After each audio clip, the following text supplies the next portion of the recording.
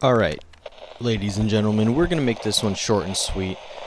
Quite frankly, I'm tired of it, and I'm pretty sure a lot of you are tired of it, because it's something that is being used to utilize creativity and actually more taking advantage of creativity and abusing the art form and just being able to get content out and produce stuff more frequently in a lazy fashion.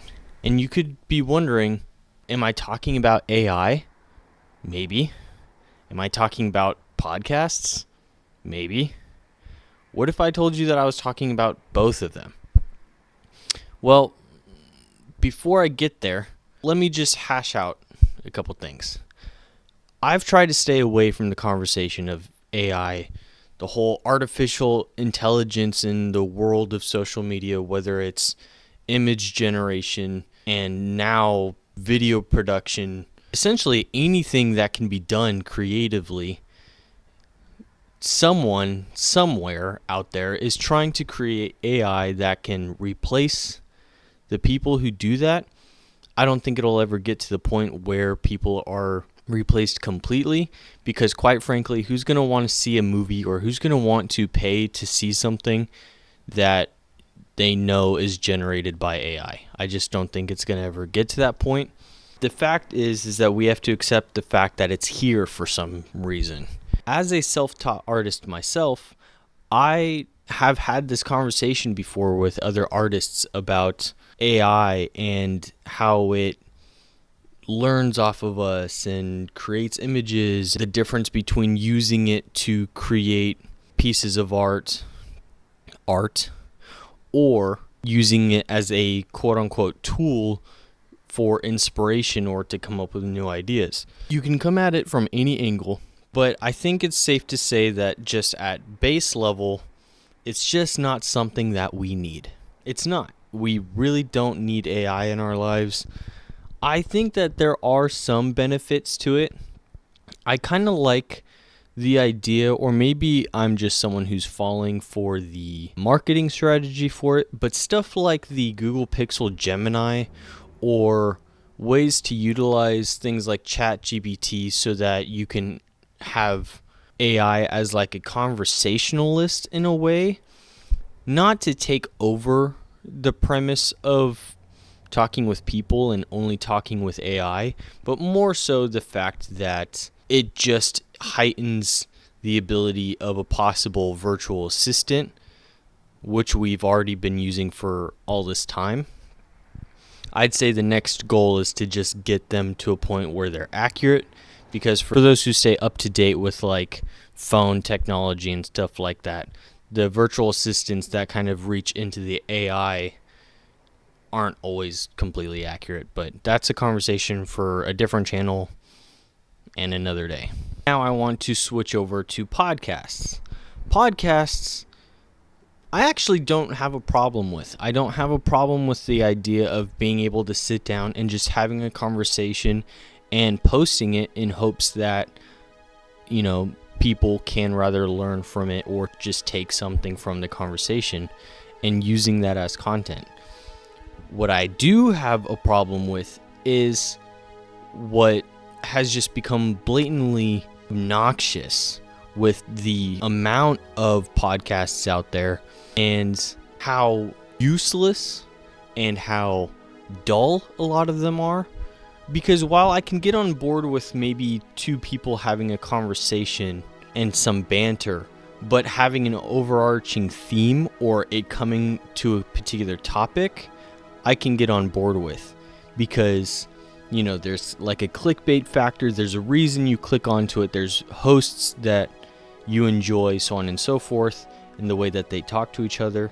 And if it's more so the topic, like if it's movie review related or if it's just social media related, Sad Boys is a great example of like two friends who have great banter, great chemistry with each other, but they eventually get to a particular topic and it's just enjoyable all around. while there's others you can scroll through TikTok, Instagram Reels, whatever it may be, and just find random people talking about random things that's just adding on to the quote-unquote brain rot that's becoming so, I don't know, infectious, I guess, over social media. This is even coming from someone who's trying to start a podcast with my brother. But again, while there would probably be random conversation and banter, there's going to be topics and prompts and all this kind of stuff that we plan to lay out so that people who share the particular interests of that podcast will still have something to enjoy, relate to, or possibly learn from. Now, to really get to my point, to really get to why I'm sitting here making a video today, well, we have to look at Spotify. Why would I be talking about Spotify? AI, podcasts, Spotify. That's music. That's different. Aaron, I don't get it. If you're someone who uses Spotify regularly, or I'm pretty sure Apple Music does it as well, but every year, towards the end of the year, usually around in December, Spotify comes up with all of this data that retains to the music that you've listened to throughout the years, and all of the artists, how frequently you're listening to them, what percentile of like fan base you are for that particular artist, so on and so forth. Some find it stupid and useless, and some find it really interesting because maybe they don't realize how much of a particular artist they're actually listening to. I mean, I thought I was listening to Beauty School Dropout and Bring Me the Horizon all year, but it turns out I had a different artist that I was listening to more than all of those, and I just thought that was kind of interesting. What caught me off guard, story time. I was at work, and it hits 11 o'clock, which is my lunch break. So I scroll through Instagram, I scroll through social media, and I see friends, family, they're posting their Spotify Wraps. And I happened to look at my Spotify Wrapped, and after, going through all the different slides, seeing all the animations, listening to all the cool music, blah, blah, blah, I happened to notice this weird little thing at the top, and it says, your Wrapped AI podcast. And then you click it. And before you click play, you see your Wrapped AI podcast is ready. For the first time ever, 2 AI hosts dive into your year in music, built with Google's Notebook LM. What is that? I have tried to look into this. I've tried to see what qualifies for this. Maybe I just haven't looked hard enough. Maybe it's right there in Spotify. But before I get to the interesting stuff, I tried seeing if anyone else I knew got this feature. So far, the answer is no. I haven't met anyone that I know that got this. At first, I thought, maybe it's because I have a Google Pixel that it, somehow recognized that and it gave that to me. But my brother Brandon also has a Google Pixel, so that couldn't be the case. I tried just asking other people with Androids. They didn't have it, so I'm not entirely sure yet. And if I come up with an answer, I'm sure I'll interject myself here and I'll give that answer to you. But so far, I don't have an answer. And I know I seem very excited about this, but I'm honestly just baffled, and you're going to see why here in just a second. Hopefully, YouTube allows me to post this, but I'm just about to play for you the entire 4 minutes and 31 seconds of my AI podcast for my top songs of 2024. If you want to skip ahead, that's fine. If you just want to listen to a portion of it, I'm going to put as much of it as I'm allowed to on here. I just need you to hear what I heard, because when I was on my lunch break at work, listening to this, I was just baffled because actually, let's just get into it. Here it is. Here's the 4 minutes and 31 seconds of two AI hosts listing out what I've listened to all year.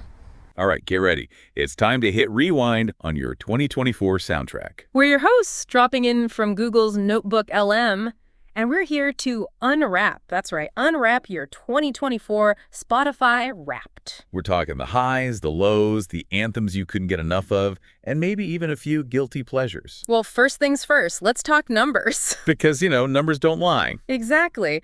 So are you ready for this? You spent a whopping 23,548 minutes on Spotify this year. Wow, that's amazing. That's over 16 days. That's like a whole extra 2 weeks just vibing out to your favorite tunes. 16 whole days of music. That puts you in the top 15% of listeners worldwide. You're basically a Spotify VIP. No kidding. You've earned that title. Yeah. All right, so let's get to the good stuff. Your top track of the year. Drum roll, please. It is Collide by Kid Brunswick. Collide. Oh, I love that song. And you really loved it. 57 plays. You must have had this one on repeat. Yeah. And who wouldn't? It's such a good song. Right. And get this, you're in the top 0.009% of listeners globally for Collide. Whoa. That's incredible. Talk about being a super fan. Especially since the song dropped on February 29th, Leap Day. How cool is that? So unique. Okay, and speaking of Kid Brunswick, they weren't just your top track, they're also your top artist of the year. No way, seriously. Seriously, you spent a massive, mind-blowing 1,508 minutes listening to them. Wow, you really dove deep into their discography. I wonder if you connected with their lyrics or their vibe. Maybe you saw them live. I bet that would have been epic. 1,508 minutes, though? Yeah. That's what, like a whole day in some of just Kid Brunswick. You're in the top 0.06% of their fans. You are basically a member of their inner circle, at least musically speaking. You got to be one of their big fans. I'm getting major super fan vibes from you. I wonder if you have any merch. Ooh, good question. Maybe they have a special Superfan Edition t-shirt for people in the top 0.06%. All right, let's unwrap your musical journey this year. Because we know good music taste is all about evolution. Yeah, we're not static beings.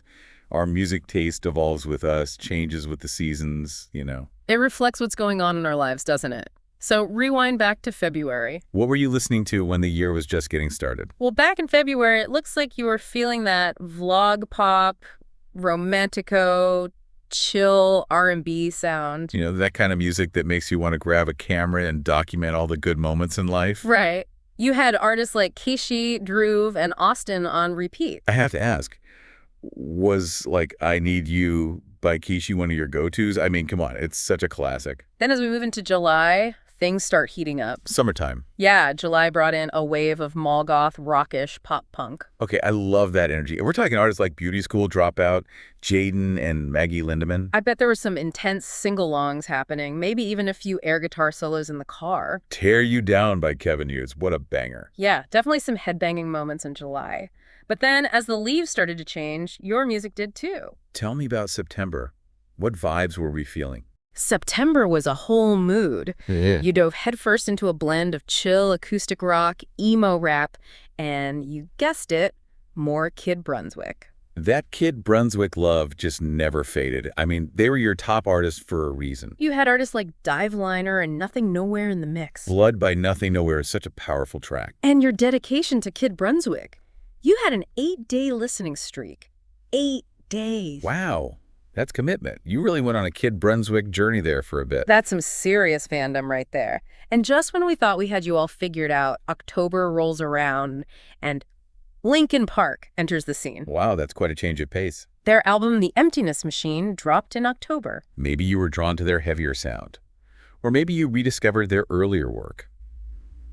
Either way, it's awesome to see how your taste is always evolving. It's been a whirlwind of music, hasn't it? From those chill February vibes to this summer pop punk energy and all the way to the emo rap feels of autumn. You've embraced it all. We love to see it. It's been a pleasure unwrapping your 2024 Spotify Wrapped. We can't wait to see what Sonic Adventures 2025 has in store for you. Until then, we've been your hosts, visiting from Google's Notebook LM. Okay, so if you've listened to the whole thing or if you listened to a part of it, hopefully you at least got a grasp of what I'm probably about to tell you. When I listened to this at work, I was quite frankly scared almost, because not only do these things sound ridiculously realistic, I think the girl host sounds more realistic than the guy. He sounds closer to what I would think an AI voice would sound like, but she just seems ridiculously realistic. Like, she stutters, she takes pauses, she like stumbles over her words. It's baffling almost. I mean, it's honestly really impressive. I don't know how the whole AI voice stuff works. I know it has to go off of references and training and blah blah blah. You know, when you just have these two robots essentially just telling you what you've been listening to all year, I don't know, it really just puts into perspective like where we are with all of this AI stuff, because it hasn't been long. You know, it's only been the past couple of years that AI in all different aspects of social media and content creation has blown up, and it's evolving at such a crazy rate that I just find insane. And I don't know why, like, even though it's not a bad thing that I was listening to particular things, it was just strange. Like, I felt like I was being called out for things that I was listening to. I know that's not remotely close to what was actually happening, but it's kind of it's just kind of how it felt. If you guys have any thoughts, please let me know in the comments if you got this. If this may, like, go check your phone right now if, you know, Wrapped is still up or if that option's still available. Check to see if you got it, and let me know what kind of phone or device it is that you're listening to it on. Jeez. Because I want to know how this works. And again, if I have an answer, I'll try to come up with one for you. Anyways, I'm going to just wrap this up. This was just a random video, no script or anything. This just happened, and I felt like I needed to talk about it. And I guess if you're at all interested in what I've been listening to, there you go. You got it. But that was it. I know in every video I talk about like projects that I'm doing and trying to be more consistent. The reality is, I don't know. I'm going to try to do the yearly wrapped up video thing that I did last year again. I've already filmed it. It's just a matter of, you know, editing it and getting it out to you guys on time, hopefully, because last year's ended up being in January and not December like I wanted it to. I'm just trying. I'm balancing stuff out. Honestly, you're probably going to see less of me. We are going to be doing the podcast. Things just, you know, life just keeps hitting us left and right, and, you know, just making the time and doing this stuff right is just difficult. So you're probably going to be seeing less of me.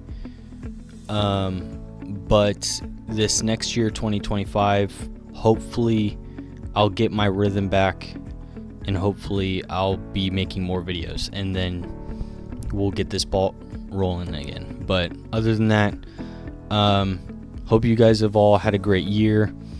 Lots to talk about this next year, and probably on the podcast when that goes up. And I hope you have a great night, day, week, whenever you're watching this. Peace.